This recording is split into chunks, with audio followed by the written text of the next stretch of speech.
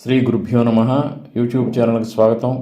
ఈ వీడియోలో కుంభరాశి వారు ఉన్నత స్థితికి చేరుకోవటానికి సమస్యల నివారణకు కొన్ని రహస్య తాళపత్ర అద్భుత పరిహారాలు ఇవ్వబడుతున్నాయి. కుంభరాశి వారు వీటిని ఆచరించినట్లయితే మంచి స్థితికి చేరుకోవటమే కాకుండా వారికి ఉన్న వివిధ సమస్యలు తొలగిపోతాయి.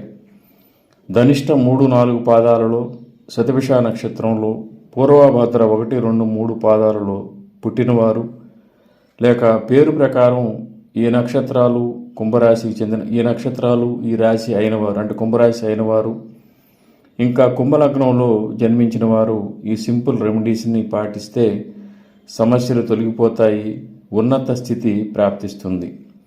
పూర్తి విశ్వాసంతో ఇప్పుడు చెప్పబోయే రెమెడీస్ని పాటించండి. కుంభరాశి వారు తప్పనిసరిగా శరీరంపై కనీసం ఒక బంగారు ఆభరణాన్నైనా ఉంచుకోవాలి. అంటే ఒంటిపై బంగారం కుంభరాశి వారికి ఖచ్చితంగా ఉండాలి, బాగా కలిసి వస్తుంది. నెలకు 2 శనివారాలు కుంభరాశి వారు గోమాతకు రొట్టెలు సమర్పించాలి. ఈ విధంగా చేసినట్లయితే ఆర్థిక బాధలు ఉండవు. ప్రతి శనివారం కుంభరాశి వారు ఒక పూట ఉపవాసం ఉండాలి. ప్రతి శనివారం తప్పనిసరిగా ఆంజనేయ స్వామిని అర్చించాలి. సమస్యలు తొలగిపోతాయి, ఆరోగ్యం కుదుటపడుతుంది. శ్రీ ఆంజనేయ స్వామి లాకెట్ని కుంభరాశి వారు వెండితో స్క్వేర్ షేప్లో చేయించుకొని ధరిస్తే ఆపదలు, రోగాలు ఉండవు.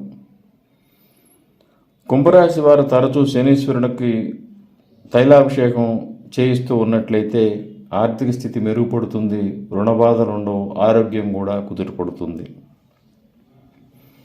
కుంభరాశి వారు గృహ నిర్మాణ సమయంలో వెండితో చేసిన ఇటుకను నిర్మాణంలో ఉంచితే మంచిది.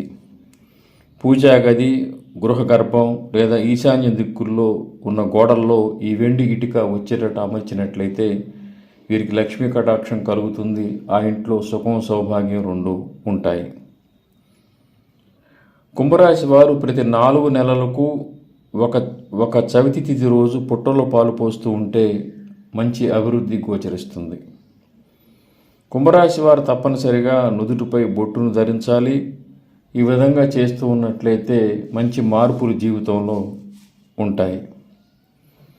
కుంభరాశి వారు 48వ సంవత్సరం వచ్చే వరకు గృహ నిర్మాణం చేయకుండా ఉండటమే మంచిది.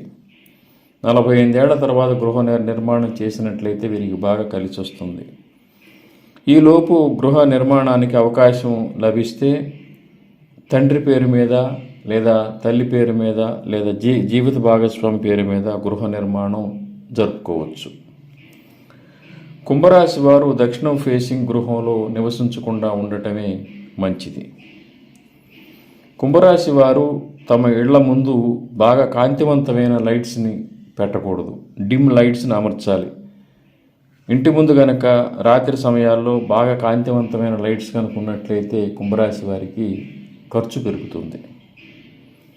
కుంభరాశి వారు తమ గృహంలోని చివరి గదిలో అంటే లాస్ట్ గదిలో ఉన్న కిటికీని ఎప్పుడు మూసి ఉంచటం మంచిది. కుంభరాశి వారు ప్రతి సంవత్సరంలో ఉగాది తర్వాత వచ్చే మొదటి శనివారం రోజు బెల్లం, గోధుమలు, ఇత్తడి వస్తువులు, పండ్లు బ్రాహ్మణునికి, పేదలకు దానం ఇవ్వటం మంచిది.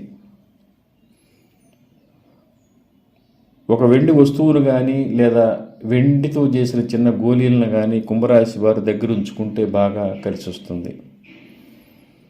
6వ నెంబర్ కుంభరాశి వారికి బాగా కలిసి వస్తుంది.